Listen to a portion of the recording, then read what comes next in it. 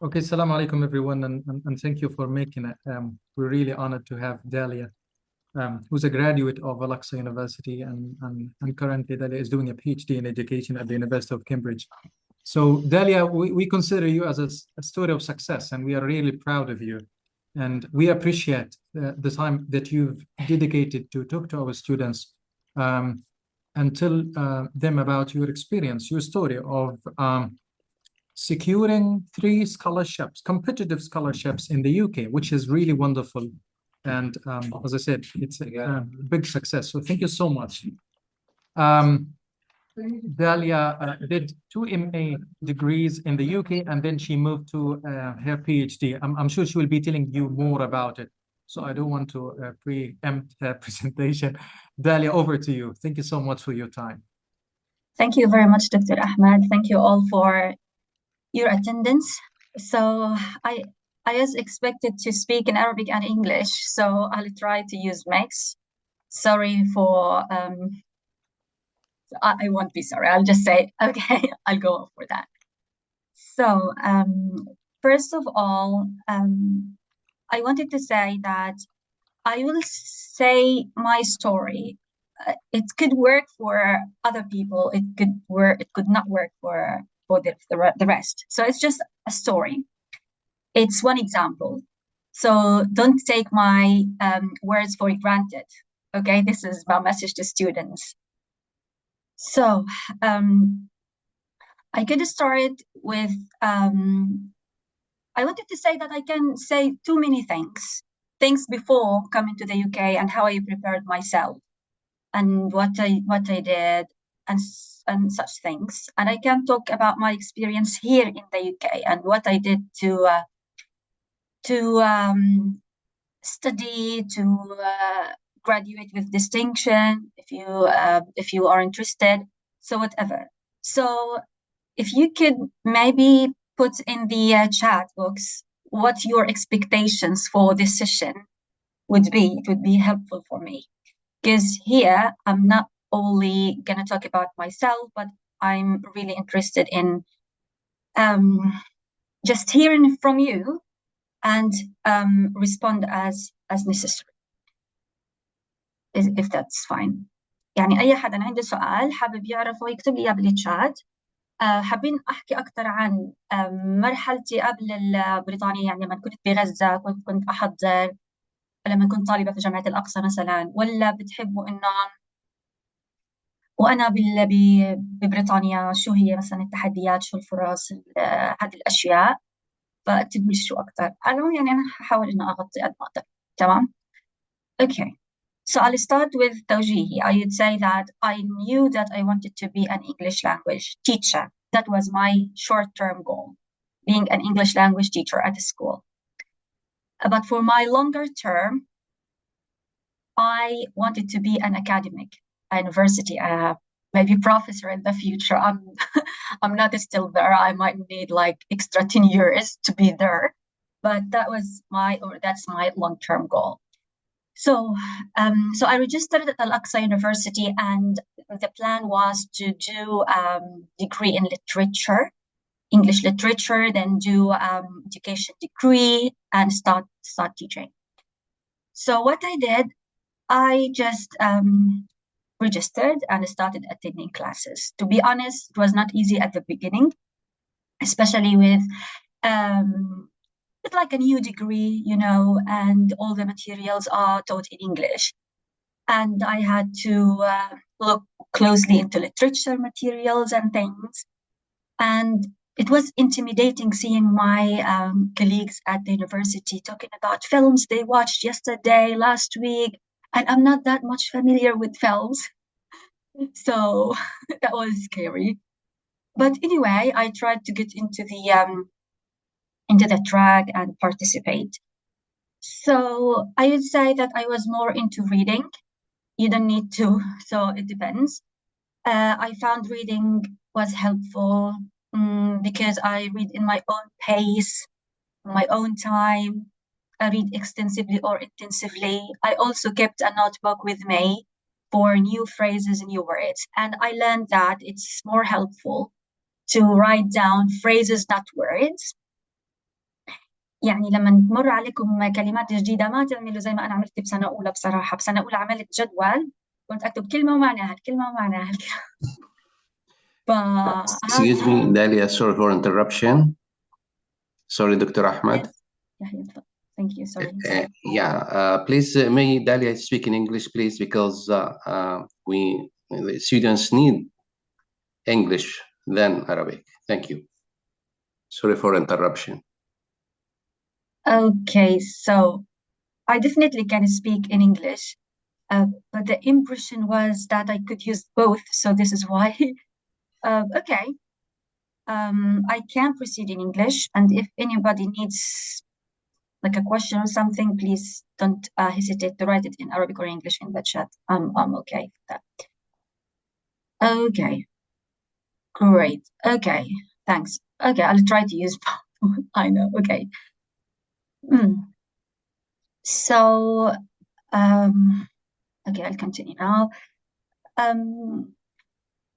So I would advise students to create lists where they put phrases and like the context and the meanings. Don't only put words and their meanings. And at the early stage, you need to repeat things. So language is not one shot. It's just a continuous process of learning. So just like you can do like what I did in the past. I used to write phrases on like papers and put the papers around me in my room and just look at them each time I go to the room, go out of the room and just read them loudly and so on. I also used shadow readings, so where I listen to clips, pause, and keep repeating things. That was helpful also for improving my pronunciation. Okay, so also you need I found that I need to be curious. I am a curious person anyway, but I also found that so helpful in when you involve yourself in extracurricular activities. So you are at this journey in the university, not just for your degree, but also to like develop other skills like communication skills, leadership skills, speaking skills, communication, problem solving, and so on. And to be honest, staying at classroom with sometimes this big number of students won't be that much helpful because you can't find to speak or to participate. It's too much for students. Okay, so I'm just reading the chat. يعني بحب أحكي إنه ما نعتمد على الجامعة بس إنها هي اللي توصلنا. الجامعة بتساعد، الجامعة بتعطينا الأساسات basics. إحنا بدنا نشتغل على حالنا، بدنا نكمل. إحنا سهل كتير نلوم الجامعة مثلا ونحكي ما هي الجامعة عطتنا مواد ما إلها دعوة مثلا بالواقع، أو إحنا والله الجامعة عندنا كتير طلاب. أوكي ماشي، لو بدنا نضل نلوم زي هيك مش هنخلص. بدنا نبدأ الشغل من عندنا إحنا. أنت اشتغل على حالك، اطلع برا، شو في أنشطة خارجية في المجتمع، في نوادي، لقاءات، شارك فيها. بمعنى ممكن كمان يكون لقاءات مش مثلا باللغة الإنجليزية. لو أنا تخصصي لغة إنجليزية مثلا بالآداب، مش لازم أشوف مثلا والله reading club وأروح عليه. كده ألاقي مثلا في نشاط ترجمة أروح عليه، في مثلا first aid training لا بروح عليه. ممكن يستخدموا يعني مصطلحات باللغة الإنجليزية وهيك. فخلي يعني عندكم هيك يعني استعداد لأنكم تاخذوا أي فرص موجودة متاحة حواليكم. وأنا بصراحة I'm so proud that and I'm saying it clearly that you are so lucky having Dr. Ahmed with you as your the English language department. Can we say president or what do you say? So we usually use head or chair. Okay, head or chair, yes. Thank you, Dalya. You're welcome. So, Dr. Ahmed, I am following. I don't consider myself to be head or chair. This is the norm, but I consider myself a servant for the students, honestly, and my colleagues. Oh, that's so humble. And you are really, really lucky having Dr. Ahmed, because I'm following his page and I see what opportunities he brings to you, to his students. I feel, oh my gosh, maybe if I had the chance to go back to my undergrad, I would just do it again without hesitation, because those are the opportunities that open up new doors for you currently and in the future. It could be hard at the beginning. Like I was telling my sister Majd, who's in the cohort, I was telling her, why you didn't um, join the SARD project? You should have done that. She said, yeah, but I'm not very much into storytelling and things. But I said, you could try. Have you tried ever? Just go for it. You don't need to be perfect. مين حكى إن إحنا أصلا لازم نكون شاطرين بكل إشي؟ مين حكى؟ إحنا بنخلق هذه البرفكشن، لا، أو يعني بدنا نكون بيرفكت في كل شيء، لا، مش هذا المطلوب منا. يعني بصراحة كمان حتى بتكون في أنشطة بيعلنوا عنها، بيكون مثلا بيقول لك بدنا خبرة 2-3 وإحنا عارفين إحنا يعني جداد، طلاب جداد، ما بهتم، عادي بجرب. يعني أنا لما يقولوا لي لا إيش تصير مش هيصير حاجة، بجرب. وكمان كل فرصة وأنت بتقدم لإلها، حتى وأنت بتكتب مثلا بروبوزل أو بتكتب كفر لتر أو شيء، ويعمل لك مثلا رفض، مثلا تحاول تعرف السبب، تسألهم، هذا كل شيء step forward to your progress journey. يعني كل هذه عبارة، اعتبرها تدريبات عملية، أنت بتتعلم علشان تصير يعني a better version of yourself. You don't need to be perfect. You don't need to get all opportunities. بدي أحكي لكم مثلا شغلة معينة. هلا أنا كمان لما خلصت البكالوريوس، هلا طبعا أنا قلت لكم إنه the short term goal was to be an English language teacher. The longer term was to be an academic. هلا فأنا شو عملت؟ أول ما خلصت كنت أسمع شو في منح برا. I heard about Chevening scholarship. فحكيت أوكي، هذه it's a popular scholarship. I will just register and try. Then I prepared my cover letter and CV, and I remember I had to write 4 essays. Then I prepared my file and I submitted it, and I thought, yeah, I graduated with distinction. I get 94%. I'll just get this opportunity. But at that time, I was not heavily involved with extracurricular activities. So I got rejected. So I said, okay, so it's not the time now maybe for applying for a scholarship. So what I did, I quit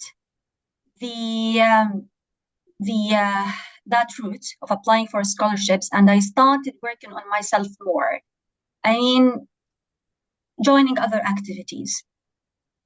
The very first opportunity that I got after graduation was teaching. I applied for teaching and I got a position. So I started writing things in my CV from this experience. So يعني الطلاب اللي حابين يطلع لهم منح بعد ما يتخرجوا يقدموا على فرص في المجتمع، ممكن تكون فرص تطوع، لا يعني ما فيها مشكلة.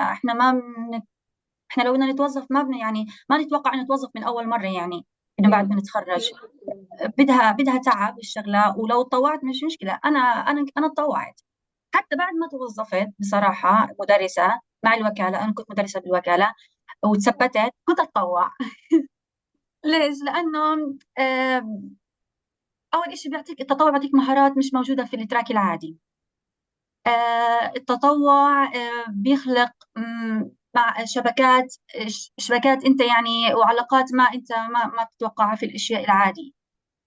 الفولنتير مش لازم يكون إشي فوق طاقتك. ممكن لو انت عملت ساعة بالاسبوع بكفي، بس تكون ريجولر مثلا، يعني قد ما او لو يا سيدي نشاط في الشهر، بس يكون عندك سيستم. يعني انت سيستم امورك انه انا والله بدي اتطوع عشان اكتسب هذه المهارات وكمان عشان افيد مجتمعي. وبصراحه في هذا الوقت انتم اللي احنا فيه عندكم فرصه كبيره لهذا المجال، تتطوع وكمان إنه جزء من إعادة الإعمار. يعني نعتبره لو أنت هلا الأطفال اللي في منهم كتير فقدوا literacy skills because of the war, you could be you could contribute to the reconstruction of education through working with those kids. For example, this is an example. I'm not telling you to do it, but just I'm suggesting. فإنه لو مثلا في مبادرة ممكن الدكتور أحمد كمان، يعني أنتوا لو سألتوه أكيد يعني إن شاء الله راح بدلكم إنه كيف مثلا نتطوع، وين بالضبط، بالضبط يا مجاهد social responsibility. كمان إنه برضو ما يتعارض مع وقت دراستك، لأنه بنعرف إحنا كمان إنه الترم بيخلص بسرعة وهي، بس ممكن كمان بالإجازة يعني. بس هذا كله بيساهم في تعزيز فرصك للمنح. بحبه يعني أنا بصراحة إنه لما تقول والله أنا أتطوع volunteering وهيك بيحبوا. كمان في المنح بيهتموا في الليدرشيب. لو أنت أخذت leadership roles مثلا، مش لازم leadership تكون مثلا رئيس اتحاد طلبة أو شيء، ممكن يكون مثلا نشاط صغير أنت قدته يعني، أو مثلا أنت نشاط نظمته في الجامعة أو بين الأصدقاء، أو مثلا أنت عملت والله إيش رأيكم يا جماعة نعمل reading club، وأنت مثلا بديت تنظم الأيام لهذا reading club، وبديته مثلا تعمل إعلانات إنه تعالوا مثلا وقت الكذا وشو رأيكم، شو المواضيع اللي نختارها وهيك. هذا يعتبر leadership role. فأنت بهذه الحالة ممكن تكتبها بالسي في تبعتك إنه والله أنا اشتغلت في هذه مثلا أنا أسست أو ساهمت في بناء reading group for the reading club، ودعيت مثلا زملائي والله وانضم حوالي مثلا 5 طلاب 7 طلاب، وكنا نتابع مع بعض ونتواصل مع بعض ونساعد بعض وزي هيك. هذه الأشياء ممكن أشياء صغيرة أنت تعملها بتكون لها وزن يعني كبير في السي في تبعتك وتعزز فرصك للمنح. يعني أحيانا ممكن الطلاب بقول لك يمكن أنا الكفر لتر تبعتي أو السي في بدي أضل أعيد وأضبط فيها، وينسوا إنهم يعملوا شيء. يعني أنتوا اعملوا شيء وأنتوا بتضبطوا السي في والكفر لتر. كمان ما بنحكي ما بنحكي بشكل عام. مثلا أنا أقدم الكفر لتر بقول مثلا I was a leader in my cohort. I was like a problem solver. You can't say that and just that's it. You need to prove through giving concrete examples of how you achieved that. What did you do exactly that to show that you are a leader, you are a problem solver, or you are a good communicator. So always support your writing with examples, with evidence. And also you can include maybe numbers, if I could say it this way. Like, for example, I led a group of 5, 6, 7, 8 students, whatever, and so on. And if you could do something in a sustainable way, I mean, like try to do things regularly. Then say, yeah, I did like one activity in 2023, and that's it. You just need to build your profile and keep doing things, even if they were like a small, tiny things. But those matter by time, and you build like a good profile.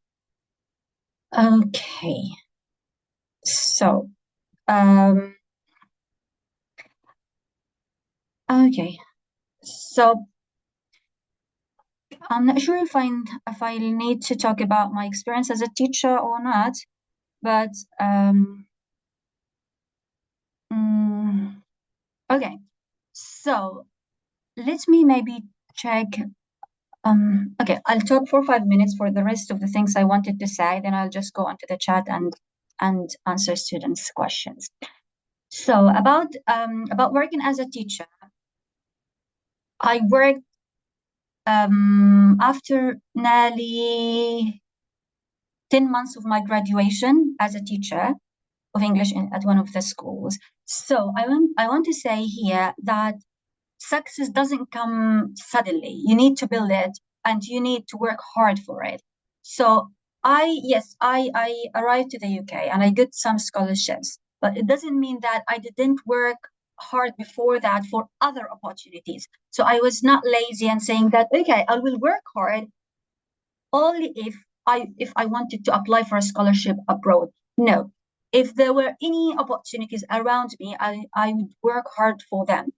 Like, and you know, getting a job in Gaza is not an easy task.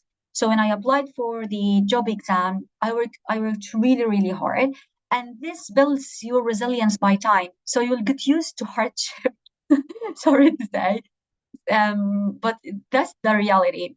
So success needs time and needs hard work and needs persistence. And you don't need to wait for the perfect time. Say, yeah, okay. When the things are getting better, I will work hard. When the war stops, I will work hard. I understand it's not easy. And I I really, really understand this thing because I also passed through it.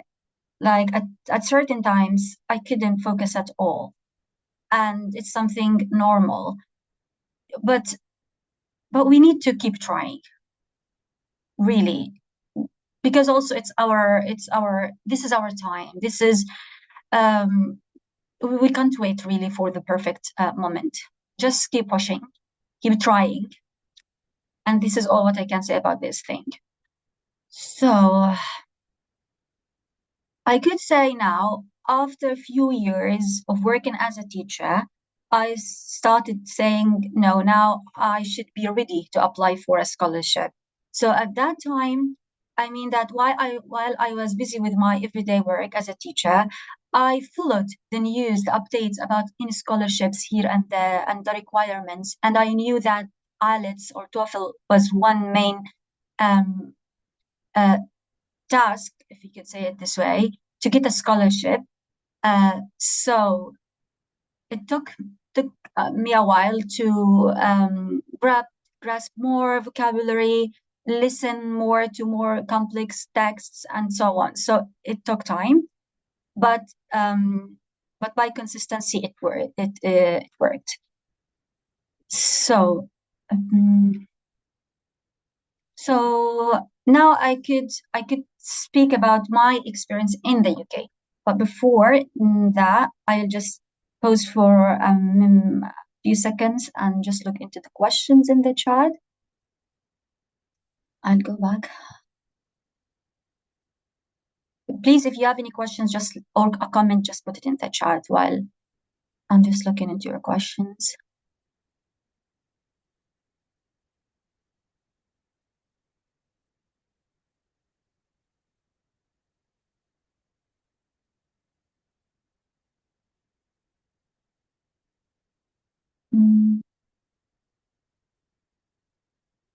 طيب يا جماعة، إذا حدا حابب يسأل عن شو أنا عملت قبل غزة قبل ما أطلع على بريطانيا، احكوا لي بالشات عشان أنا هلأ أركز أكثر على الرحلة في بريطانيا نفسها.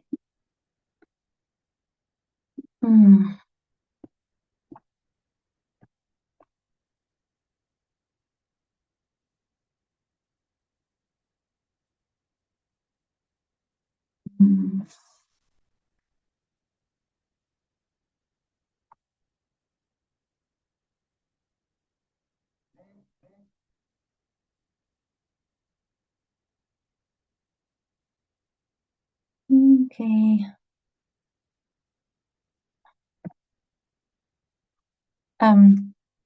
So can you hear me well? Because somebody is saying that my internet is weak. Is that true for everybody? It's clear. I think it's stable, no problem. Okay, nice. So here's a question. If we have from Asil, if we have various activities, but not all of them have proof or evidence, what's that? Is it necessary for them to have it? Asil, I can say that you can say what you did. You bring the evidence by saying, for example, for which place you worked for, like, or what did you do? You describe it. They won't ask you for evidence for every single thing you do. So they would ask evidence for, like, if you did like volunteering, maybe, and it's an optional thing. I personally didn't provide any like proofs or evidences except for my bachelor's degree and certificate and transcript, for my English IELTS test, two reference letters. Those are the evidence they ask for. So they won't ask you, okay, just can you send us a letter to prove that, or this, or no, they won't. Just you do it by describing it clearly, and always say the impact of your work. So don't say, yeah, I served, for example, or I did this activity and that. Okay, that's good, but what was the impact of that activity? Who could benefit of your work? So always think about what you did, but also maybe you could say why you did it and how this was helpful for yourself, maybe, and for the community, and so on. And this is important. Martin is saying, I noticed that several participants on Resilient Voice are doing some wonderful voluntary service. That's true. I heard from one of the people who choose students for scholarships, mentioned that, we have wonderful applications, students did wonderful voluntary activities. And I'd say that do it, but يعني ما تحرقوا كل طاقتكم على الفولنتير. اوكي، يعني فهموها صح، اعملوا بالانس اوكي بين دراستنا، بين العيلة، بين الفولنتيري ورك، وبين صحتي النفسية. أنا بعرف يعني لما أحكي صحة واحد النفسية بهذا الوضع يعني إشي مش سهل، بس برضه يعني اعمل priorities ونظم هيك وقتك. هي بدها شوية تنظيم يعني صراحة. Could you please give me some advice for my first meeting with the students? I don't know what you mean, Rana, by your first students with this. Do you mean like with school children or what exactly? منا اوكي، اسألي سؤالك بالعربي. اوكي خلصي مثلا لا لهم يعني هذا طبعا. منا is saying that she writes something or like some stories. Is this voluntary work? This is interesting, Minna. When you write something, it means that you are an active person. You are trying to produce something instead of consuming something, and this is like a very good skill.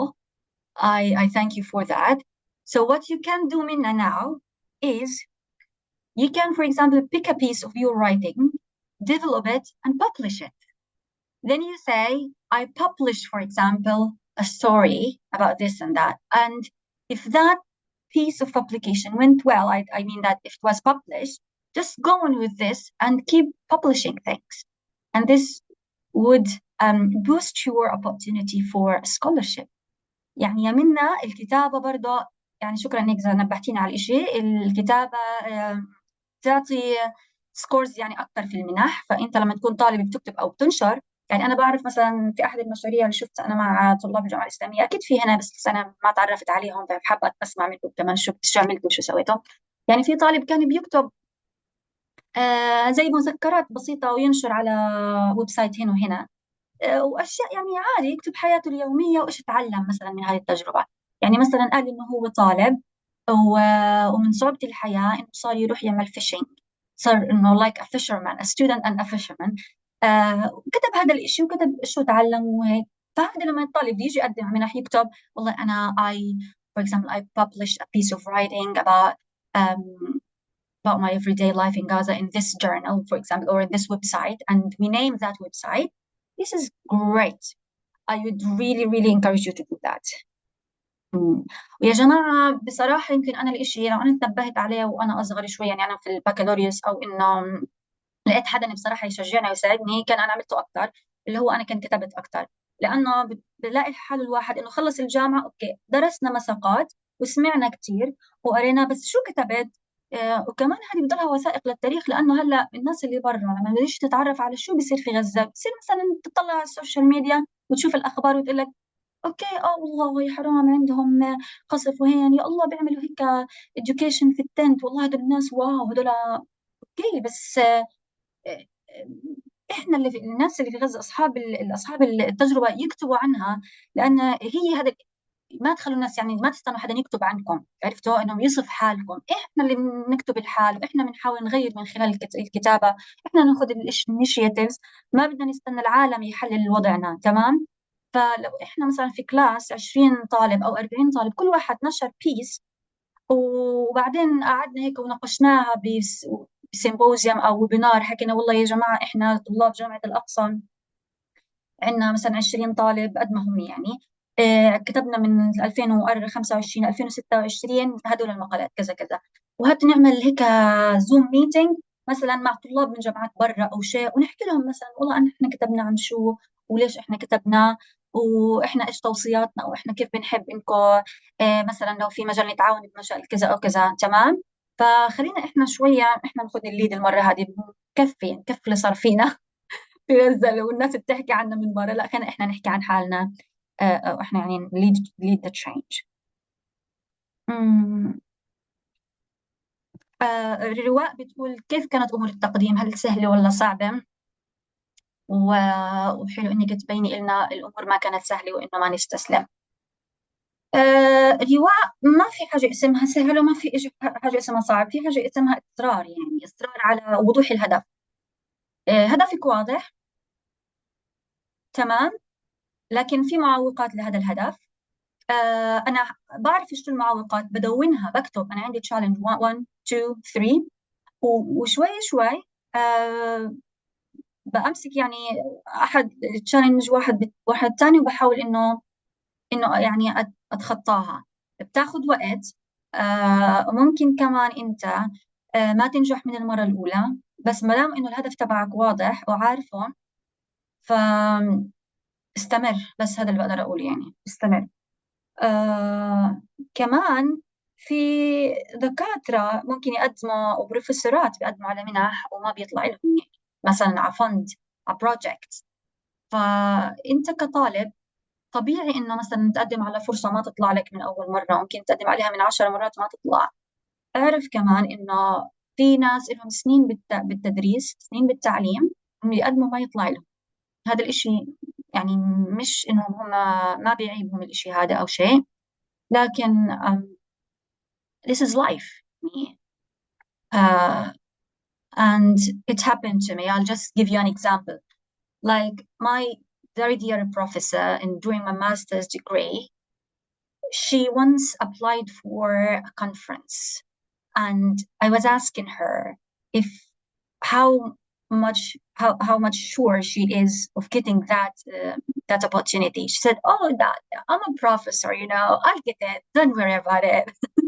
Because I was expected also to join her for that conference. And I was shocked when we got a rejection letter. And oh my God, what happened? So I understand that there is no perfect time for things, and you don't need to be a professor to gain things. Also, professors and academics, sometimes things work for them and sometimes do not. So you, as a student, you expect such a thing, and it's normal, but you don't need to give up. Just try other opportunities. This world is so vast, so big, so huge, and it's full of opportunities, but this world needs you to dig deeper into those opportunities and pick the ones that you'd like to join. Okay. Two people are asking me about the IELTS exam. So I could say that IELTS exam is one part of language learning journey. So it's not the end. So I mean that you need to work daily, every day on your language. Okay? Don't say it's for the IELTS exam. It's just learning a language, for learning a language. And the IELTS exam will come by time, by your practice and things. And when it's the time to do the IELTS exam, it means that now you will focus on the skills needed for that exam, like the reading, writing, speaking, and so on. Because yes, IELTS has its own different style, and you need to learn the techniques for that. But before that, like during your undergrad, let's say, or during your free time, You need just to improve your English language through reading, looking into the news, speaking with people whenever possible, writing. And as I said, it took me 2 months, nearly 2 months to prepare for the IELTS exam. So I dedicated my time for learning the technicalities for that exam, not learning new vocabulary or learning new phrases or things, because that was my focus before the exam. I hope that's clear. Shuruq, it's fine. You don't need to get proof or certificates for every single volunteer work. You could just describe it as I mentioned.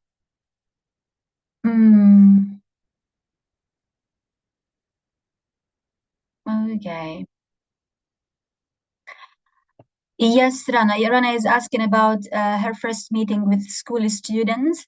I can give you very quick advice here because it's not the main idea of our meeting. So how to meet students. Rana, if you can Google articles on this regard, you will get so many ideas, like what can I do, or what to do in the first meeting with children. But generally, you need to set clear boundaries or clear instructions, or the code of practice. You know it. So students need to understand your expectations of them, and you need also to hear from them about their expectations and what they would like to learn. So it's a mutual relationship based on respect and trust, and it should be like this. But you can Google other ideas and you will get so many, and just try. And yes, ذكرتيني يا رنا في كتير إشي حلو إنه المعلم أو الطالب حتى يعمل دائما ريفليكشن، سيلف ريفليكشن. بمعنى لو احنا اجينا اخر اليوم كتبنا شيء على ابوكي في هذا اليوم، كتبت شو تعلمت منه وشو استفدت، هذا كثير بيعمل الفرق. بصير انت تعرفي لحالك تقيمي شو الاشياء اللي صارت منيحه والاشياء اللي تغلبت فيها، بصير لحالك تبتكري يعني طرق للتعامل مع المشاكل. فانا بصراحه برضه هذه كنت اتصعب منها. ليش؟ بصراحه الله يسامحهم. انا لما احكي لكم اياها بصراحه، لما كنت انا ادرس المدرسه في الوكاله كانوا يقولوا لنا the teachers should write self reflection at the end of each lesson. واحنا احنا اللي كنا يجي على بالنا شو كيف بدنا نكتب صفحه كامله؟ طب احنا مش فاضيين نلحق ندرس ولا نلحق نحضر دروسنا ولا نلحق نعمل self reflection، نلحق شو ولا شو. بس هم لو احنا يعني هي الصح انه لو انت كتبت بس جملتين في اليوم، هم جملتين كتبتهم في اي وقت، كتبت مثلا في هذا اليوم صار معي الموقف هذا، تعلمت منه إشي كتير وتعلمت منه هذا الإشي، المرة الجاية راح أعمل شيء مثلا ثاني. خلص هي هيك سيلف ريفليكشن، حتحس تأثيرها مع الأيام، مش حتحس تأثيرها هذا. ففي أشياء بصراحة ما بتاخذ وقت بس إحنا مش منتبهين لها. فيعني كمان انتوا احنا هلا كطلاب لو انت كتبت مثلا والله اليوم انا رحت على المحاضره كنت حابب اجاوب مع الدكتور لما سال السؤال بس حسيت حالي خجلت. لو كتبت هذا الشيء على ورقه على دفتر مثلا خجلت، يا ترى ما بعرف ليش انا كنت خجلان، بدي اجرب المره الجاي انه ارفع ايدي واشوف ايش راح يصير. خلص هيك بصير سيلف ريفليكشن، وبتروح اليوم الثاني وبتصير تجرب. يعني دائما ابعد شوي عن الكومفورت زون. لانه بصراحه لما تيجي على بريطانيا حتحس انه حتصير يعني سيلف اندبندنت، يعني بشكل مع الايام بتصير تحس الواحد بده يعمي نفسه يحس حاله شوي ديبندنت بتصير تحس حالك انه كل شيء عليك كل شيء عليك كل شيء عليك. فانت عود حالك من اليوم انه اي مشاكلك تحلها لحالك. يعني حاول تستعين بتسأل، بس انه مش من اول شيء، حاول لحالك جرب يعني بعكش عن النت. ما زبط اخر شيء ببدا اسال تمام. بس عادي برضه السؤال مش عيب لو لحد سال يعني. بس حاول انه يعني شو قصدي انه تحل مشاكلك يعني قد ما تقدر لحالك. Can we post our writing on an Instagram page؟ طبعا يا ريوا بتقدري وين ما بدك تعملي بوستينج.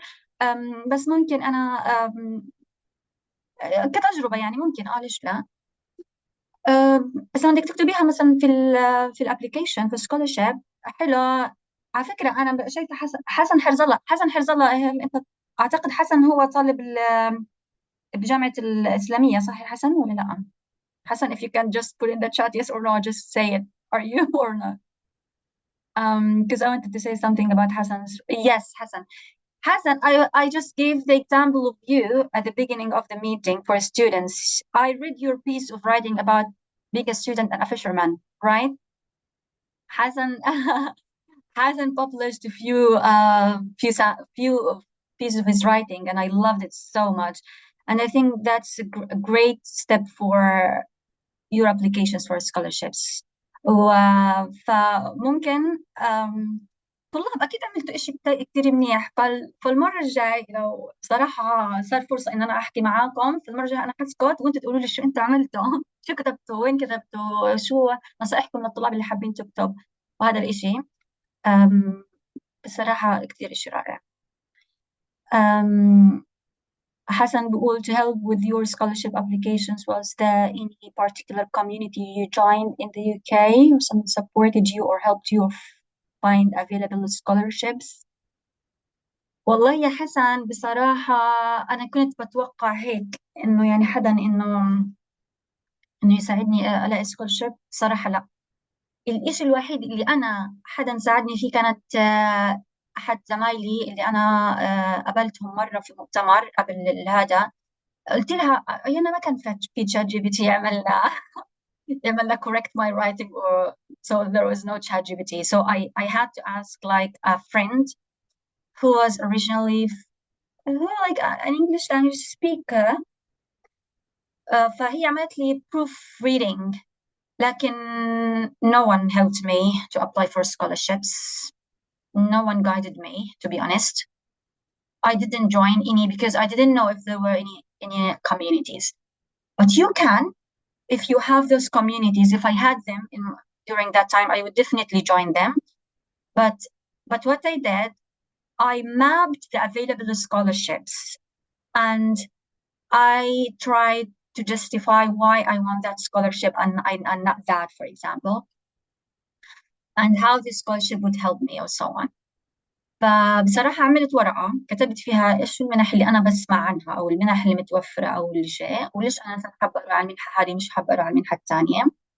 ف بصراحة أنت يمكن أنا الإشي مختلف لإلي شوي، لأنه أنا قدمت على منحة واحدة بس يومها بالماستر وهي طلعت لي، هي المنحة الوحيدة اللي قدمتها. بس أنا كنت مشتغلة عليها على هالمنح سنين قبل، يعني تطوع. حاولت إنه ألاقي فرصة إني آخذ جائزة لأنه لما تاخذ جائزة مثلا حتى لو كانت شيء بسيط جدا مش لازم بقيمتها، بيعتبروها إنها هي يعني لها تأثير في السكولرشيب. يعني مثلا كان في عملوا هيك مسابقة صغيرة بين المعلمين في المدارس، وأنا قلت أوكي والله راح أنا أقدم وأشوف. وفعلا قدمت وأخذت يعني من المركز الأول، وكتبت إنه وكانت يعني مسابقة بسيطة، ما كانت لازم يعني مسابقة كبيرة أو إنه شيء. وسجلت إنه yes a teacher won a prize يعني بتعمل صدى. فأنت كمان بصراحة في إشي it was exciting to know like مثلا في طلاب مثلا أنا لما خلصت توجيهي وقدمت على جامعة الأقصى مثلا أخذت منحة، لأن أنا كنت مثلا معدل فوق 95 بتوجيهي، فهم طلعوا على معدلاتهم فوق 95 أعطوهم منح. فأنا انتبهت ما كنت أكتب إنه هذه نوع من البرايز، أنا اكتشفت إن هي نوع من البرايز. في ناس كتبوها في السي في تبعتهم إنه والله أنا أخذت مثلا scholarship like for my bachelor's degree. فإذا أنت أخذت scholarship على مثلا معدل عالي اكتبها. في scholarship تطلع مثلا عشان الوضع المادي مش كتير، هذه يعني ما بعرف كيف ممكن الواحد يكتبها، بس إنه إذا أنت هو أحسن إنك تكتبها عشان مثلا معدلك العالي، فبتكتب مثلا إنه yes I got a scholarship or a partial scholarship for my undergraduate studies because I got high marks for my توجيهي exam or for my high school exams. okay هذا تعتبر يعني كل شيء بتنجز أكتبه. okay like there is specific group. حاول يا حسن انت لو لقيت في جروبات، لان انا بسمع في جروبات هالايام بتصير كثير خاصه مع الحرب وبيعملوا منتورشيب وبيساعدوا بيحاولوا يساعدوا الطلبه. فبتقدر انت انه يعني جرب وحاول، يعني ما في بصراحة one model that fits all. no. تمام. هلا حكيت كثير يمكن أنا عن الوضع في غزة. هلا ما بعرف قديش دكتور أحمد في وقت لأنه أحكي عن الحياة في بريطانيا هلا. I think it's the right time to talk about your journey in the UK, how you started with MA, what was the major, what was the scholarship, how was it, and then you found another opportunity and you proceeded, and then the third opportunity and you proceeded. So we'll come back to questions, and I'll be monitoring the questions. Just tell us about your story in the UK, which will also answer some questions that are already there, I'm sure. Inshallah. Okay. So my first master's degree was in intercultural communication and education. That was my major. I moved from Gaza to Durham City. Durham City is in the northeast of the UK. It was part of a scholarship called Durham Palestine Educational Trust. So, as Dr. Ahmed said, so there are scholarships who are only dedicated for Palestinian students, and there are scholarships for all students around the world. And it makes sense to start with applying for scholarships who are for Palestinians. So I remember also I was chatting with a friend who got a scholarship, and I was trying to get her advice on during my PhD application. I said, do you have any suggestions for PhD scholarships? And you can do the same. For example, if you want to apply for scholarships, you can ask friends and people who got scholarships, PhD or master scholarship in the UK, and ask them what the names of the scholarships are and how they apply. This could help you much in your application. So she said, Dalya, I don't want to compete the whole world for a scholarship. I would prefer to go for scholarships for Palestinians only to compete يعني with a few students rather than the whole world. So I would second her advice and say, yes, you can start with the scholarships for Palestinians. You can easily Google them, easily. Just say, for example, scholarships, master scholarship for Palestinians in the UK or in Europe or whatever. You could choose your destination. I choose the UK for many reasons. First of all, because the UK was the closest to my heart, because the curriculum we had at our school was written basically or by one author who's in the UK, and which I knew her. And so I thought, yeah, it's the country I want to go for. And also they speak English. I didn't expect myself to go to Europe and as an English language student. So it made sense for me to come to the UK. So I did my master's in intercultural communication and education.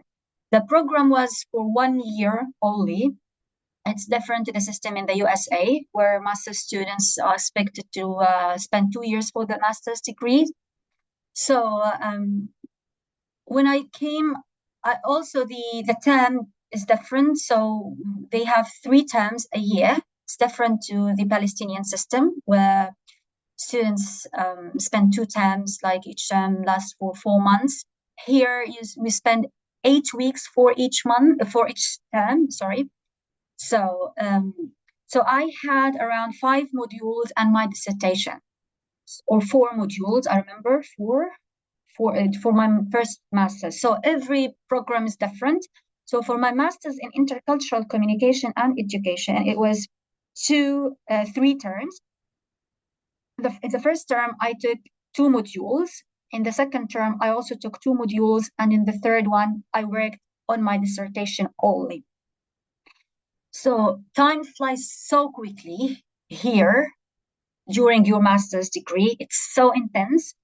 I mean that when I took the 2 modules in the first term, I was expected to submit, like for the first module, to submit 4,000 words, and for the second module also to submit 4,000 words, totally 8,000 words for within only 8 weeks or maybe 9 weeks with the holiday.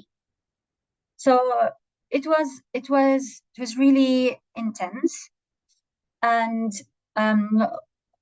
what I found helpful was reading much and taking notes. So when I had to write, I had like ideas about what I'm going to write. So reading helps with developing writing. So again, with the second term, I also took 2 modules. It was the same system, with I think 3,000 words and 5,000 words, so it's different. So the last term was the dissertation one. So I felt that the modules helped with my dissertation writing, because the dissertation, we had to write 15,000 words within 3 months, or even less, 2 months and something. So it was really panicking to me. But what I also found helpful was speaking clearly about my concerns with my supervisors and with my tutors. So I didn't hide that to the last minute. For example, I came, oh my gosh, I don't know what to say. Every time I tried something and I wanted to get an advice, I immediately contact my tutors, my supervisor, and asking them, hey, I did this. So what would you advise for the next? Or I found this tricky. What do you think about this? So this clear communication, setting clear communication from the very beginning is so helpful in making your journey much easier. And it's useful only to be also to be active in the classroom. Just answer questions, ask questions, so you feel ease at classroom. Okay. So I say that also starts from your undergrad. So you can do this while you are doing your undergrad. Just let Dr. Ahmed know you. Let all your doctors know you through your participation, through your active attendance and speaking, asking questions, like offering help or support with any activities they would. So that would really be helpful, and I'm sure your tutors and doctors will be so happy with your work, and also this would add to you as well. So about the dissertation now, I was worried at the beginning that my topic might not fit the area of interest of my university. Like, for example, we get some modules about intercultural communication, international education, power relationships, and things around that. But I found myself connecting those concepts with our Palestinian community and reality and context. So I found that makes sense. Like those concepts around power, around international education. So I started reflecting and connecting. So I also thought that was helpful, really, in making sense of the knowledge and concepts I'm learning. So to be honest, I did my master's dissertation about the context of Palestine. So the title was Intercultural Empathy in the Context of Constraint Movement. Yeah, which means like due to the occupation and things, and how that affected or impacted the students' intercultural empathy and their university journey and so on. And I did that during the war. So unfortunately, I didn't get the chance to speak to students in Gaza. I was so anxious if I felt that it was not ethical to go and ask students about their feelings or so on at that time. Maybe I was wrong, but I don't know. But I spoke to some students in the West Bank, and I did my dissertation on that. I kept discussing my dissertation with friends, with colleagues. Wherever I went, I took ideas from my dissertation into conversations. So if we had like coffee meeting, I would say, yes, yesterday, for example, the last week I was writing about this thing. What do you think about it? I wrote this, and I just reflected on things through discussions. Okay. فيعني الكتابة مش عمل منعزل عن العالم. لما تكتب رسالتك أو تكتب الأسايمنت، مش أنا أقعد في الصومعة تبعتي في الغرفة وأكتب وأعدل وأظبط هيك، لا مش هيك. هي عبارة عن عملية تعلم مستمرة. يعني وأنا بحكي مع الناس اللي حواليا، عملت هذا الكتاب، بكتب في الوقت الحالي عن كذا، شو رأيكم في هذه الفكرة؟ أو أو شو مثلا، تخيل حالك أنت القارئ، شو بتحب، شو تتوقع تسمع في هذا المقال، وهيك عملية الكتابة تتطور كمان مع الحكي، يعني أنتم ضيفوا عليها حياة. تمام. فهذا اللي صار، وصرت أعدل أضبط طبعا. بصراحة إلا لقيت حالي يعني I got the highest score in my cohort for my dissertation. وكانت يعني هي عن intercultural empathy، يعني كانت على context of Palestine. بالعكس حتى كمان my supervisor was so impressed and she said, oh, you brought into discussion so many new concepts, and those things are happening in Palestine. They are not new, but the new thing is they are not in academia. So our role is to bring this knowledge into academia, put it in this context and discuss it. So I understand what the view of my supervisor, but I wanted also to say that while I came here for 1 year for my first master's degree, and I graduated with distinction and I got the highest dissertation mark, it doesn't mean that I did this at a sudden. It means that I spent the previous years developing those skills in Gaza. So my life in Gaza paved the way for me to excel in the UK. يا رب يكون واضح، ما أكون فلسفت شوية. يعني إنه اللي بتشتغلوها حالكم هلا بيثمر جهده برا، أول ما تبدوا دراستكم.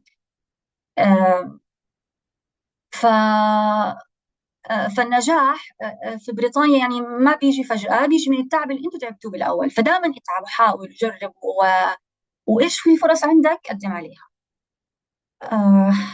تمام. هلا I finished my first master's degree.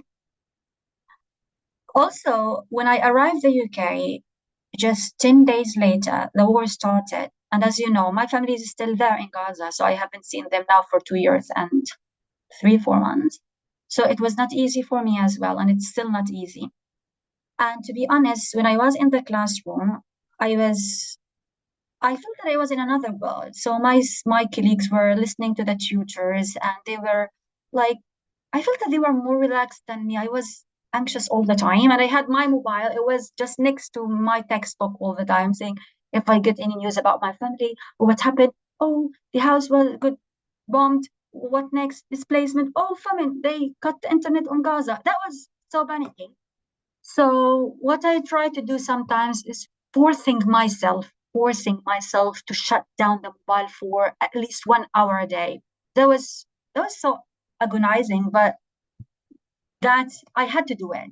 Sometimes to block the media, try also to remember your goal, why you are here.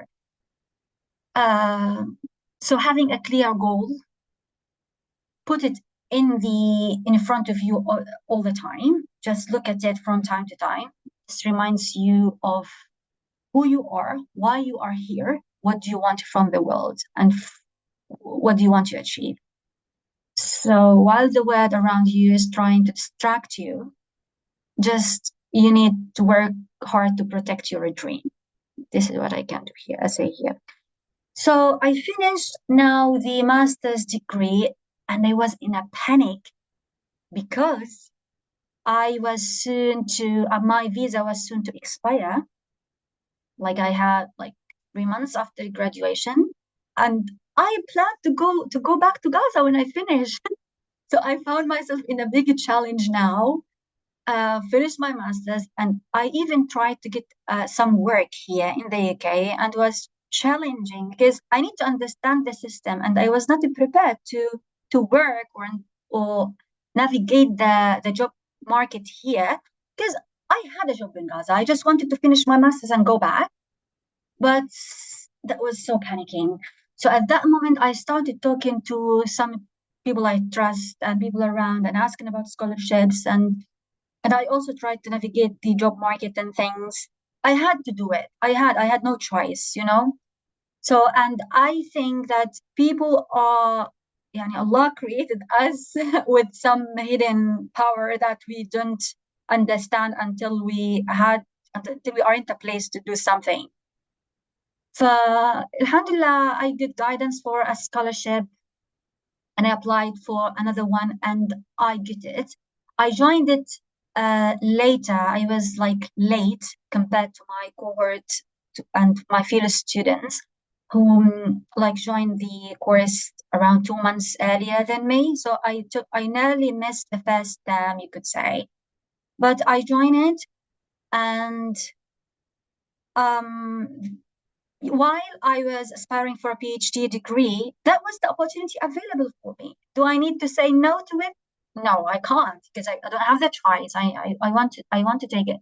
But at the same time, I didn't forget my dream, my next step, which is doing a PhD. I know that I wanted to do it like after I go back to Gaza, after my master's, spend some time in Gaza, then maybe later in the future go for my PhD. But at that time, I didn't get a PhD scholarship or opportunity. I just accepted, I applied for another scholarship and I just got it. So during my second master's, I was reading for my modules, but at the same time, started preparing my proposal for a PhD degree. Everyone around us was telling me that, oh, getting a PhD scholarship is much easier than getting a master's degree. It was not. It was not. I don't know how those people are saying this, but at least for me. So I applied for a PhD scholarship at Cambridge University and at Durham University. My university, where I did my second master's, it was in research methods. So my second master's was in research methods, and I thought that would help me also with my PhD because I wanted a PhD. So I thought like having a master's in research methods would help me develop my writing more, doing more research. So I applied for Durham University, for my university, and this, I could advise you this. So you can start from your place and expand, okay? So don't start from away. So start from the opportunities around you in your place, and then go like wider. So I started with my university, with Durham University. Maybe I could come back to this later. And then I applied for Cambridge University. I applied for Oxford University for my PhDs. They said to me, your research proposal is, oh, great. And it was not challenging for me to be accepted for the PhD degree, but the challenge was with getting funds for the degree. So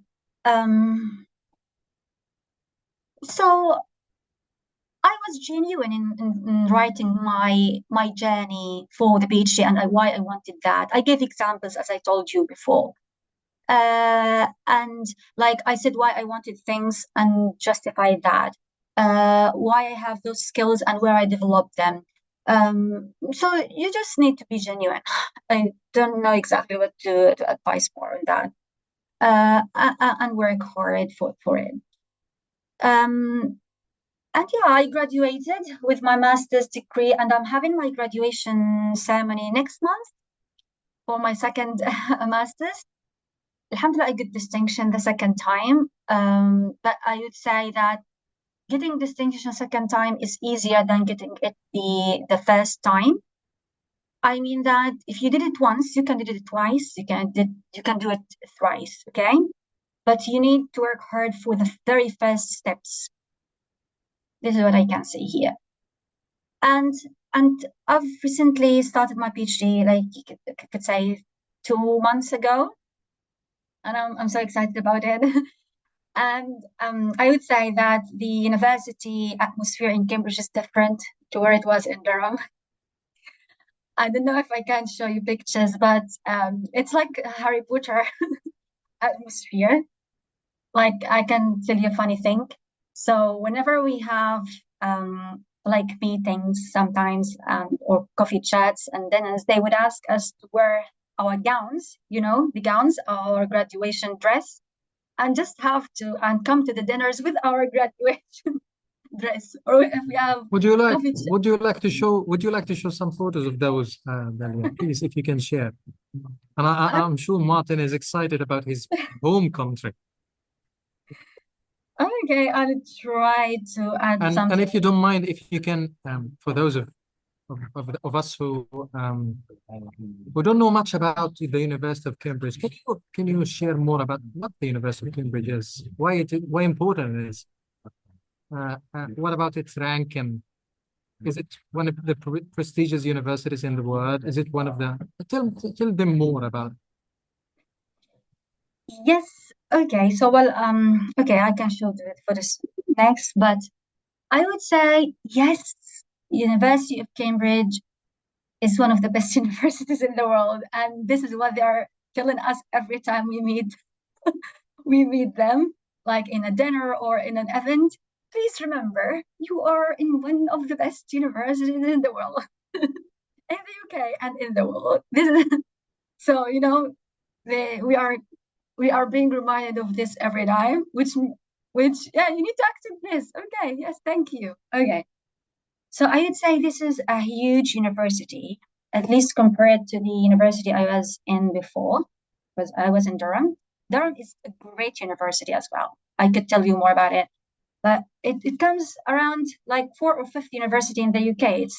It's immediately after Cambridge and Oxford. But Cambridge is so big, huge, so many people. Like in the PhD cohort in Durham, we were around there were around 6-7 students, or maybe up to 10 students for the PhD cohort. Here, in our induction meeting, we had around 40 students for the PhD in education alone. That was really huge. Also, the university has a different system. I mean, we have the faculty of education, we have our colleges. So I live in a college now.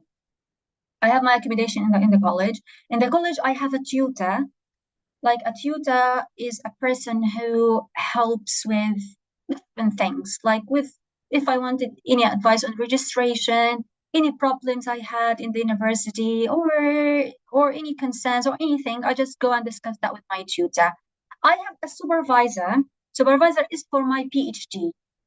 So my supervisor is also part of another college, not in my college, but he's affiliated with the Faculty of Education. And the college is separate to the faculty. I mean, the faculty is the place where I have seminars, where I go and see my like colleagues from the Faculty of Education. But in the college, I see students from different majors and master students, undergraduate students. And we have like a cafeteria where they serve like lunch and dinner. And that was not in Durham where I lived before. Like, I mean, in Durham, I cooked for myself. So I had a room and a shared kitchen with around 6 people. So I just went to the kitchen. When I cooked, I saw the people who lived with me, and we had chat. But here, having the cafeteria where they serve food is an opportunity to meet people every time. Every time you go and eat your food, you turn out knowing new people, like saying, yeah, hi, how are you? Where are you from? So, and that's an art. And I think what I learned from the UK in general is that food, drinks, snacks, biscuits are a way of connecting people together. So if they wanted to to encourage students to come, they would say, yeah, come to this meeting, snacks and drinks will be served. And that's true. That's true. And if we have like sometimes workshops, they would say, yeah, lunch is served, and in the funded projects. That's really good. We love food. And so I really wish that universities in Gaza will get more fund to do such thing, because it's really a good thing. And I always imagine the situation in Gaza would get better for such opportunities. So anyway, I'd say, yeah. And the university is big in terms of that they have they invite many speakers from around the world at different times, and nearly every day or every week we have an event. And sometimes you feel it's overwhelming because you need to focus in your study, but each time you have like an invitation, somebody is going to speak, there is a writing session, there is a film displaying something, you know. So and those opportunities are great to build connections and network. But I'm trying now to make balance, because I'm telling that to my tutor when I tell her that I appreciate the opportunities in Cambridge, but there are too many activities. How to make balance between attending all those and having to write my dissertation now? I need to write 80,000 words for my PhD. and now we are almost in the end the end of the first term. So I can't imagine how time flies so quickly. And I'm still thinking about my research questions, refining them and developing them. So I would say again that writing is not an easy task. It's not a one-way task. You develop it by time. And I even heard that some people change their research questions after the first year. So writing and developing is a continuous process. So yeah. An interesting thing I found here is the matriculation, which was a new concept to me when I arrived. It was also in my master's. So one day they said, we have a matriculation. We have our matriculation. I said, what's that? They asked us to wear our gowns, like the graduation gown, and gathered together, and they spoke to us. And they welcomed us to the university life and so on. That sets the tone for the start of the academic year. Okay, then we have our graduation with the gown. Okay, so we have starting point and the ending point. The starting point is the matriculation, when it means that you are officially part of the university now. You are officially a member of the university. So I don't know, I don't find any connections, but this is how they express the start of the year. That was in Durham. In Cambridge, it was the same, but we had lunch next to the matriculation. So it was free, which means that maybe because it's Cambridge. So we wore our gowns, we gathered, and we said hi to each other. Yes, how are you? Where are you from? What are you studying? And so we knew each other. Then after a few weeks, we had our lunch dinner where we got together and we also knew new students. I'm sure now if I went out my room and just entered the college rooms and I said hi, I'll make a new friend. So this is a good thing. You make new friends every day. You meet new people. And what else you'd like to know about Cambridge? Do you recommend, Dalya, you would recommend students who go overseas to make use of those activities which are not part of the curriculum, but make use of socializing with others? It doesn't mean that they have to stay home or stay in the library 24/7, right? And I mean, they can make use of socializing and communicating with others, but making balance and managing their time, right? Yes, that's true. That's true. I know some students here, what they do is that they dedicate their study time from 9 a.m. until, let's say, 5 p.m. This is all before studying. Then after 5 p.m. or 6 p.m., they close their laptops, they leave everything, and they go out together. So it could be for a walk, for a drink, for food, or to chat. I would say this is really, really great in building a community, especially if you are in a new country where you know nobody. So you need to build that community. You need to work for it. Don't wait for people to come and welcome you. You need to work for it. So I'll just give you a very simple example of how I made a new friend. Like one day I was new to Cambridge. I saw a girl who came to me and said, "Oh, your hijab is so nice. I love the color." that was a chance to make a friend, like, or a connection. She doesn't need to be my best friend, but it's like a connection. So I said, oh, thank you so much. What's your name? So you know how we start relationships with people. This was your name. She said, my name is so. Oh, nice to meet you. Where are you from? Yeah, where are you from? Okay, good to catch up. So let's meet again for a coffee or something. I said, yeah, do you have like your WhatsApp? Give me your WhatsApp. And I gave her WhatsApp. She gave me, and that's.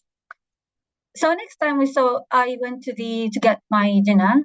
I saw her. I said, hi, it was good to see you. And yeah, she came and we spoke a second time. So and she was with her friend. So I knew another friend through her.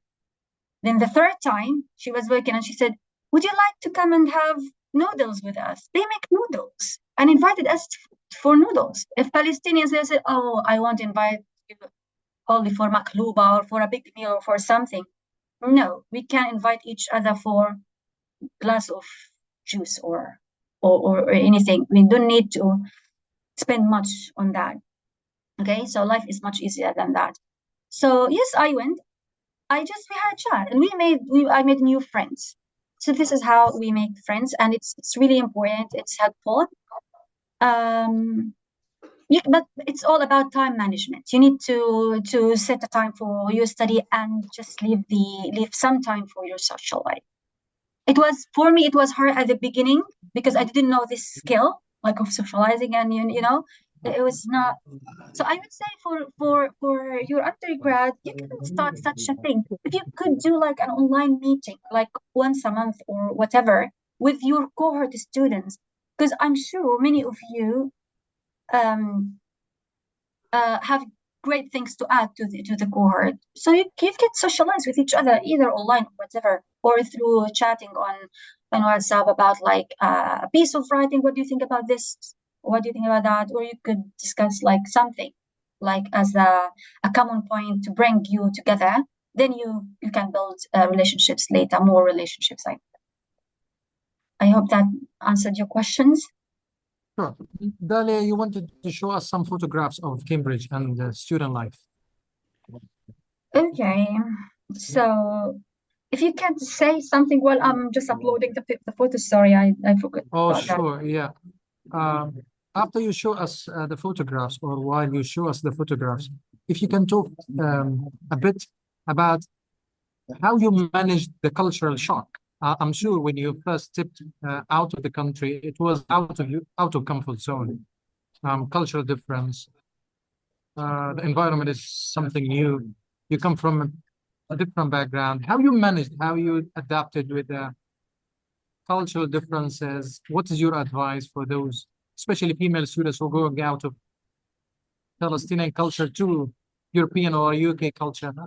How to manage, what to avoid, what to remember? Your advice.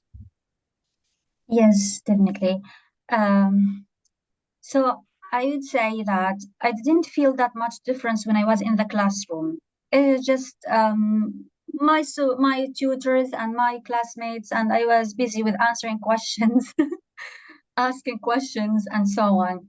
And I was shocked when I found that all my cohort were students from China. And though I expected to find students from different cultural backgrounds, that was in my first master's. It was different for my PhD, of course, and especially for my PhD. But so I didn't find that much difference. The first very shocking thing for me was when I went for a film. I was invited to see a live performance in the theater, in one of the theaters. So I went with my friends, like some of them were Palestinians as well, and with the people who invite the couples who invited us. I was really shocked because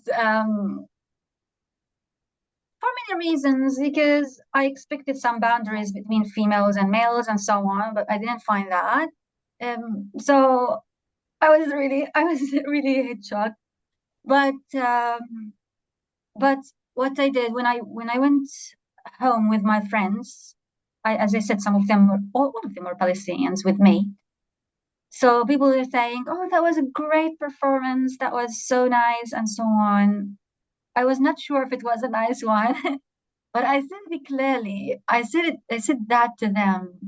Like I didn't hide my feelings. I couldn't even. I said, no, it was not a nice performance. I didn't like it. They were shocked. Oh, how you went opposite to the or to the wave, as if you can say it this way. So they were so silent. I said, why? What's happened? I said, no, I didn't say any boundaries between people. That was so open thing. It's opposite to our culture, to our religion. It's opposite to our religion, people. What do you think? Or what are you saying? Nobody responded.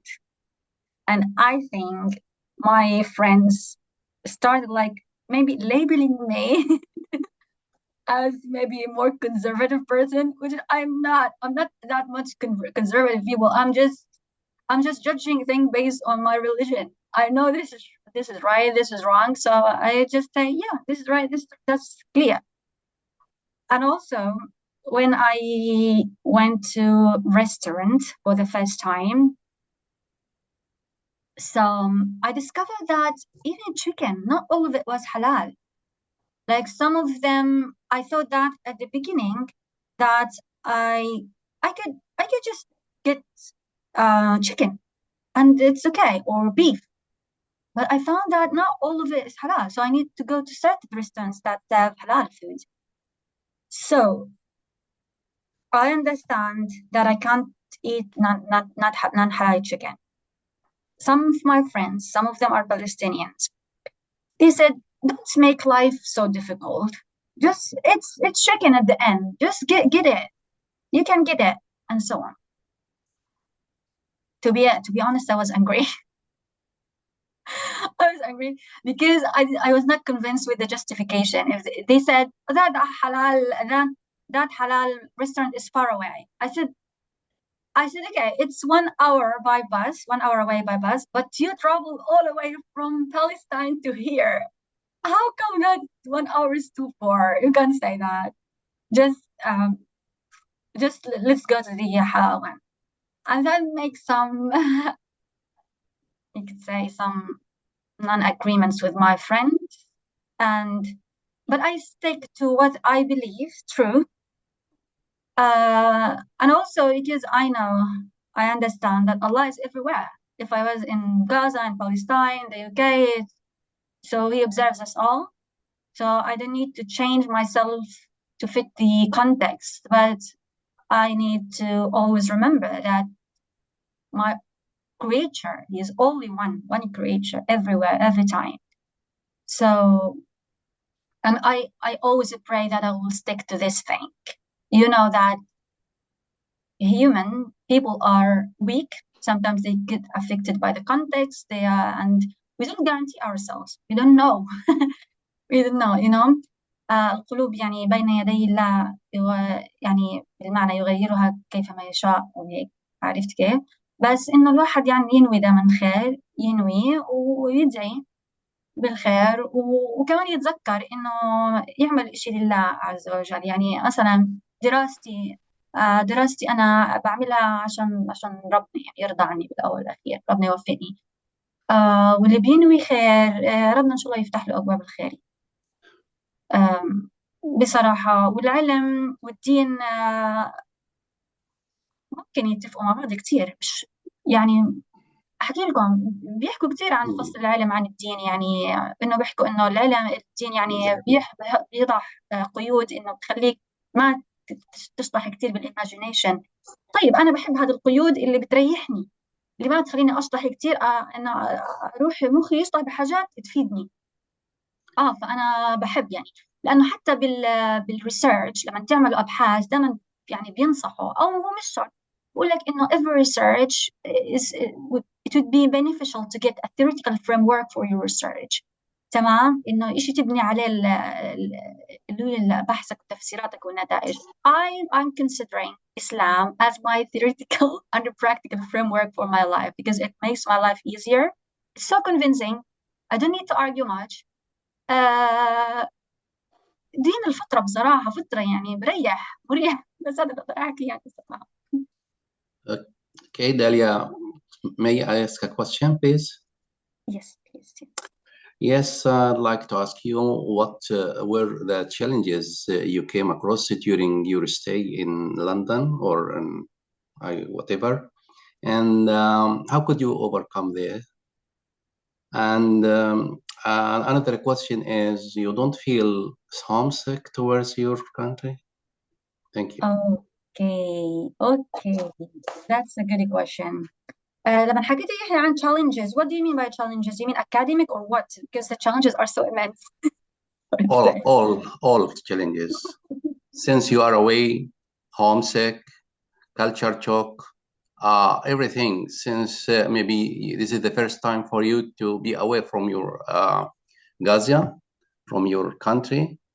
So everyone has problems when he, for the first time to be away, and difficulties, how he will manage.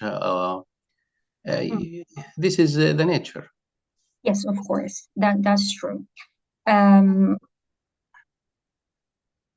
أحكي لك يا يحيى إنه the challenge was doubled at this time because of the war as well. So I would say that was not easy at all. المشكلة يحيى إنه everybody has their own coping mechanisms. So what worked for me might not work for other people. What I did, to be honest, I stayed in my room for around 6 months, the first time of the war when it happened, because I couldn't socialize with people. I couldn't go out. I couldn't smile. I was sick. I was angry. I was terrified. That was not a normal life. And I said, oh my gosh, when I finally came to the destination I always wanted to, that happened.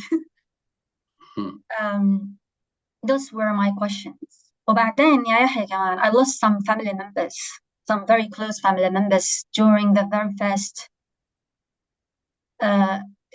first year of the war. And my dear brother Hassan, he's 16 years old only, and he's my elder brother.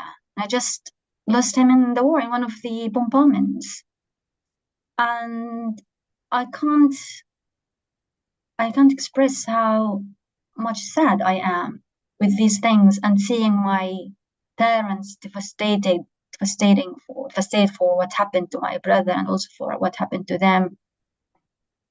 Because I always wanted to make my parents happy, my dad, my mom, but then I felt that I can't do anything to make them smile. They said what we can lose after our dear son Hassan, you know? And I would say, for me, I don't know if it works for other people. For me, that was, I don't know how to express that. That's so sad. Sorry for that. No, don't worry.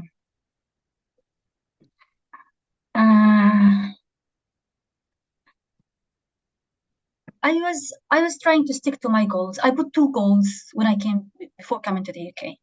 2 goals. I said that I need to achieve them regardless of the situations. I need to achieve them. I put those 2 goals in front of me, and every time I had to study, cry, and look at my goals. That was my thing, to study, cry, and look at my goals. And I think that anger and sadness turned into action through reminding myself of the thing. And another important thing that I kept reminding myself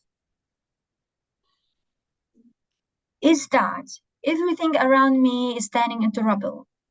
And I am here for a purpose in the UK. If I surrendered and I give up, it means that the context was stronger than me. I am here for a purpose. I'm here to rebuild because I love life. My people love life. We deserve peace. So I have to do something for reconstruction. for lives, for the people of Gaza, for the Palestinian peoples. I feel that because I remember the last day I left Gaza, I said bye to my students, and I promised to get back to them in 10 months, saying I'll get back to you with so many stories from the UK, and we can reflect on that and so on. And I remember those students. I cried and I said, I don't know where they are now. I need to be strong for them. I need to be strong for my people. So Palestinians do not need to be weak just to cry. Yes, we have the right to cry because the situation is indescribable. It's out of our ability as a human to endure. But because we believe that we deserve life. كمان بحب أحكي شيء. أنا رسالة الماستر ناقشتها بمؤتمر في بودابست. يعني أنا بعد ما خلصت الماستر الأول، فلأول مرة أشوف حضور من تعرفين من الجهة الثانية. وكان الإشي بعز الحرب، وكان كتير صعب علي جدا جدا جدا. احتزيت يعني وزعلت وحزنت وهيك. المهم قدمت الرسالة، يعني عملت صدى بصراحة. في فيديو كمان، في أشياء ما بتنحكى، يعني ما بعرف، لو إن شاء الله فرصة تانية. فبتحس إنه لا، عملك وجهدك بيعمل تأثير، حتى لو ما بين هلأ ببين بعدين. بس بحب يعني أختصر الكلام يا يحيى، إنه أحكي إنه خلي عندك هدف واضح جدا، ركز فيه. اتذكر ربنا ما بضيع تعب حدا. وبصراحة خلي عندك حدا قدوة يعني بحياتك. القدوة مثلا حدا إنسان أنت حابب تصير زيه، هذا الإشي برضه بيساعد يعني بشجع.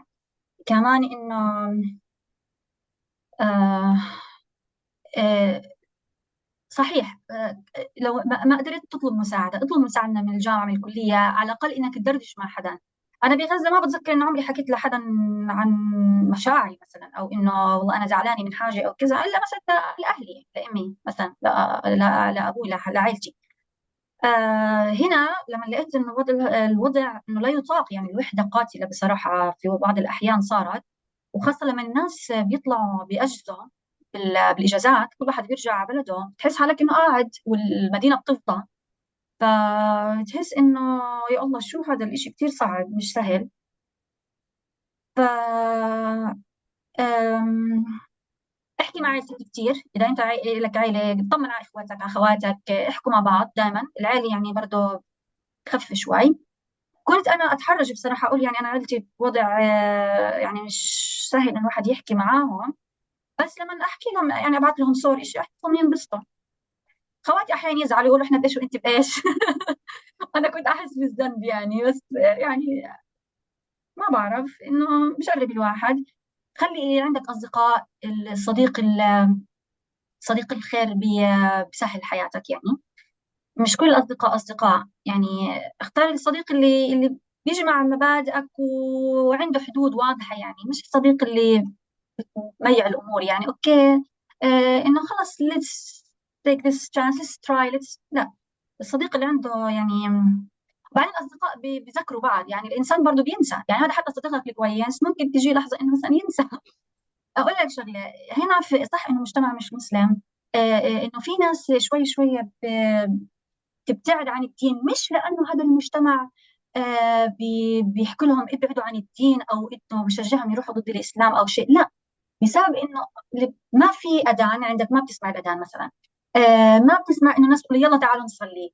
الروتين هذا بتحسه شوي شوي بخف حواليك. فهي هذه تحدي بصير انت اخلق روتينك، الكالندر تبعتك اللي بتحط عليها امتى المحاضرات وامتى هذه الاشياء، حط عليها تذكير انه مواعيد الصلاه مثلا، حط عليها انه مثلا والله يوم الجمعه بدي اطلع انا على الجامع هالمره، يعني والمجتمع المسلم ما بيخلى من كل، يعني احكي لك شغله. في كامبريدج هنا المسلم كوميونتي they have two separate groups, one for men and one for women. I even felt that there were Muslims more than Muslims themselves in Gaza.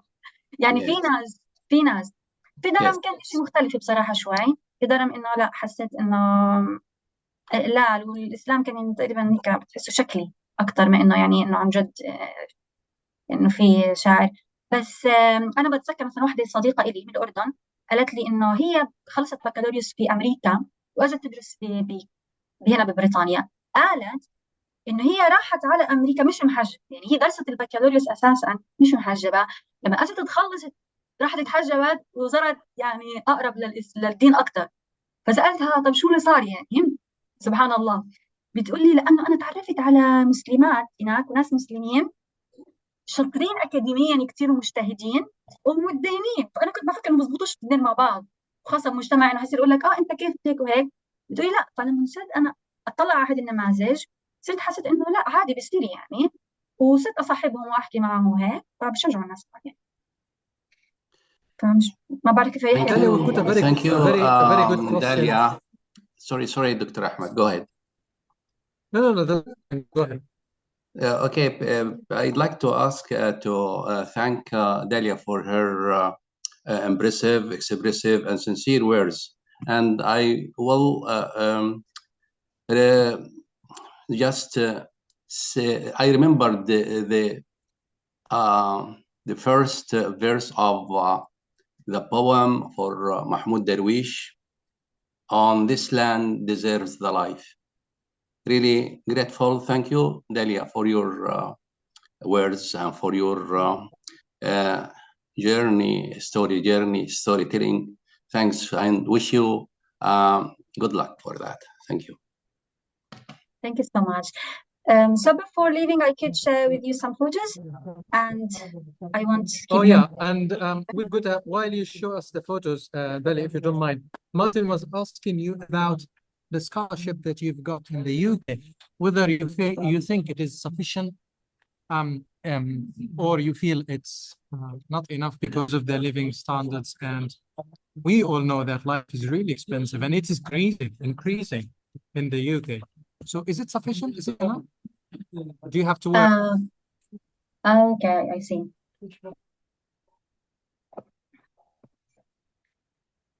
To be honest, it's a little bit tight. So it's barely enough for my accommodation, for my food, transportation, and clothes. So I can, for example, travel to far distance with my stipend, and it's a little bit tight. So I think, yes, I need to work to support myself, but at the same time, as a student, I have work time hour limit, so I can't work that much. And also what the university itself advised us is to focus on our studies and leave the work thing to the holidays or after graduation, which I found a little bit challenging. I remember in the second master's, I was angry.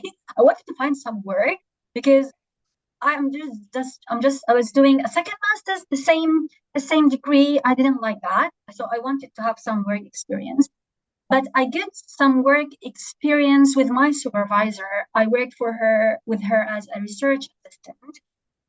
And I would say that I didn't apply for that. She invited me to. So this is my message to students also. If you would like to have an opportunity, try to master your work, so other opportunities will open for you. So when people see that you are a dedicated person, and you excel, so I got 2 offers from 2 different tutors. So I worked during my second master's. But yes, life, I would love to have a job after graduation so I can be at least richer, travel easier. Yes.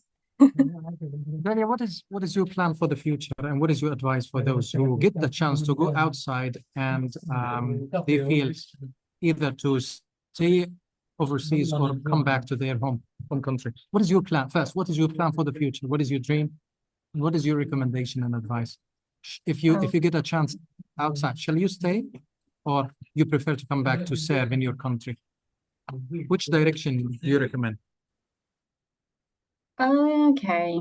Yeah, I was having this debate with my friend yesterday because he's only from Gaza. He's doing a master's degree, and he was saying that he would go back to Gaza. He's a doctor. He would go back to Gaza to serve the community, maybe within 10 years, he said, because he's still attached to Gaza and he served as a doctor there. For me, I think I would still need to develop some more skills and also work for projects, like bigger projects when I finish my PhD. I'm still in the very early steps of my PhD. So maybe in the future, inshallah, I could collaborate with you, Dr. Ahmed, for big projects. With Martin, I don't know if what It you would are be doing, my Martin. pleasure, of course. Inshallah, and also with the students, inshallah, some of them will get their masters, their PhD, inshallah, in Gaza or in the UK or in other countries, and inshallah we will be colleagues, so work together in a project to support the community of students, children, and people around the globe. So I would say, yeah, I still need to develop some skills, which unfortunately I struggled to gain with when I was in Gaza. So I will work on that. Then I would say that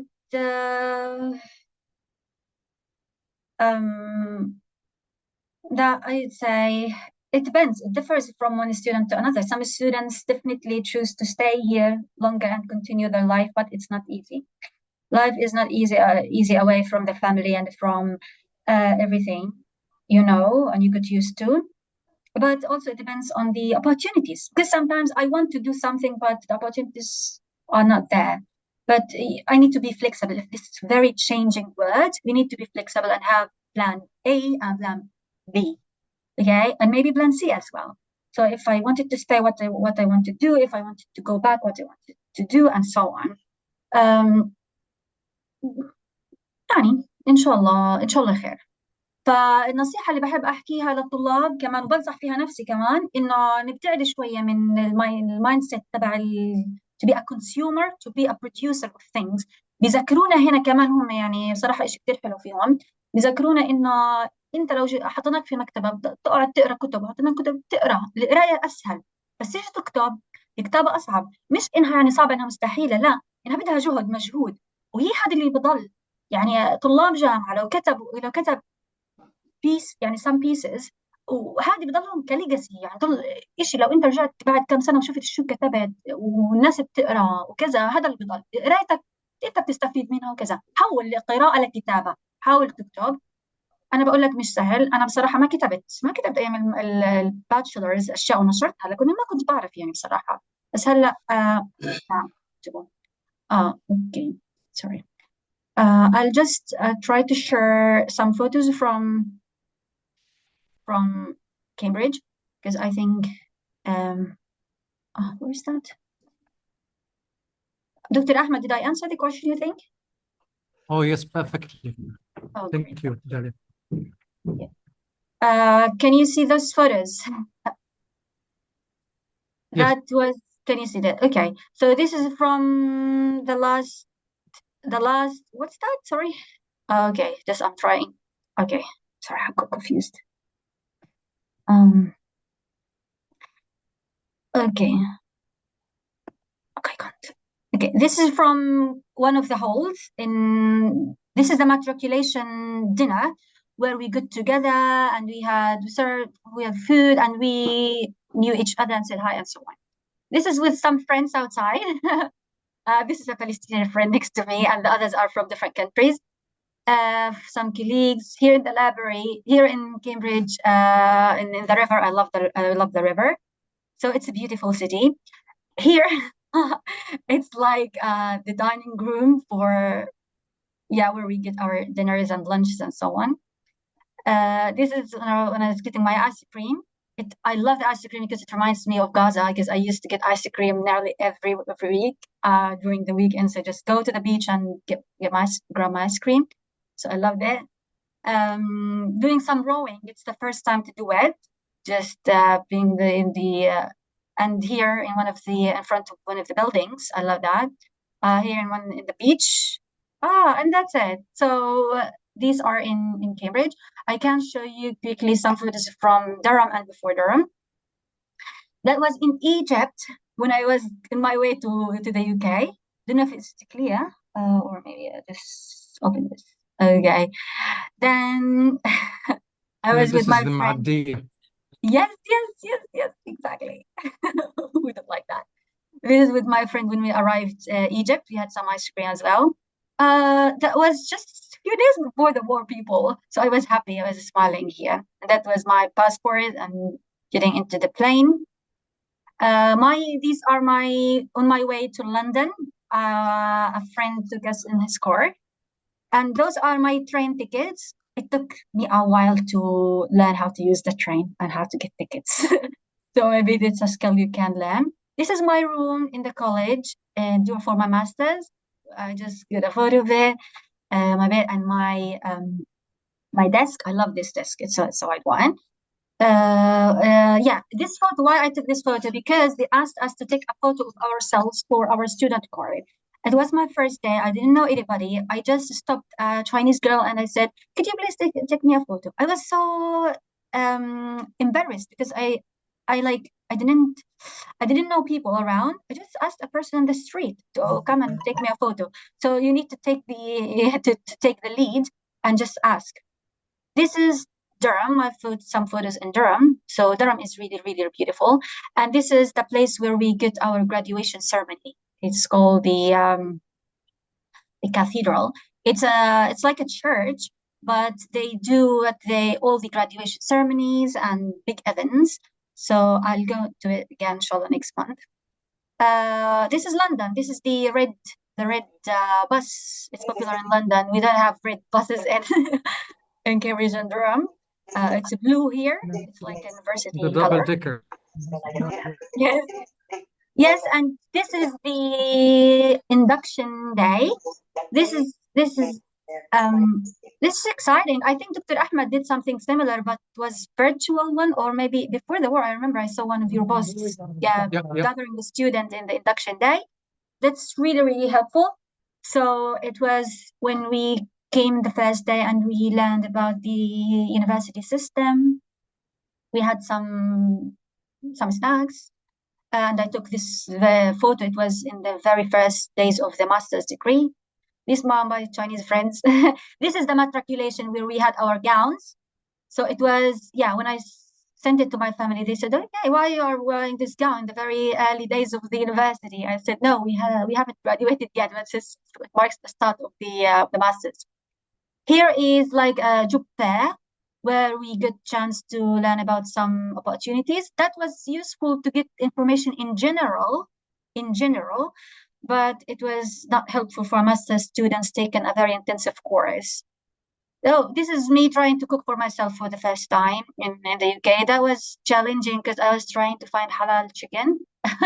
So I traveled to get it, but yeah, I did it. I cooked for myself. This is the praying room where sometimes I get to. I didn't have to go, but I found it peaceful and meeting people who share the same beliefs. So I just took it to remember those days. Those photos were before October 7th, and and that's it. Thank you so much for. That's lovely. That's lovely. Thank you, Dalya. Thank you so much for your time. I really appreciate it. And I think this is a story of success, as I said, and it's inspiring. And you've covered so many of the questions that always make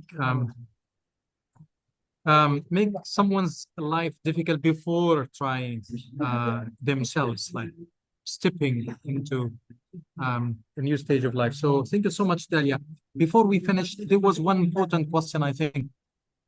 Is it easy to get a distinction in masters? Because the system in the UK is different from our system in Palestine. For example, distinction, if you get 70%, this is distinction in the UK. If you can elaborate a little bit on this, Dalya, because there was a question. Is it easy to get a distinction in the masters? I won't say it's easy, but it's not impossible. So it's not easy because as you mentioned, it's a new system. But it's not totally new. I mean that it's like you need to learn a more complex skill of putting things together, create arguments, and so on. But the first step to succeed is to read more. Reading enhance your writing. So you need to read the articles your supervisors and your tutors recommend. So this is the very first step. So some students try to look into other articles that they think would be helpful, but they forgot something that they already have within their hands, which is the reading list that teachers and tutors to provide them with. So I think, yeah, it needs time. So you need to read every day for a few hours. So you need to find a system for that. You can take it one by one, like look at the first module, set a criteria for yourself. For example, let's say I want to get like 70% in this module. If you did that, it means that you will get a distinction. You can do it. If you set like a criteria like 70 and you got 60, it means that you need to work harder. You need to find the spot where you need to focus more on. So it's a process of reflection and learning. So you keep track of your learning. And it's not impossible. It's not impossible, but it needs effort and planning and focusing. توكلوا على الله إن شاء الله كل شيء بيصير تمام. One last question, Dalya. What is the recommended IELTS score if you think the IELTS helps in obtaining a scholarship for MA or PhD? What is the IELTS score that they should work for? 7, 6.5, 7.5, or? I think every program has its own criteria, but the minimum they ask for is 6.5, I think. Most scholarships. But let's say, for example, Cambridge, they want for active MA, distance, yeah, 7, 5 point something like that. Yeah, so the higher you get, the better chance you get. So try to work hard for your IELTS. You can do it once. You might not get it from the first time. You can do it twice, but I know it's expensive.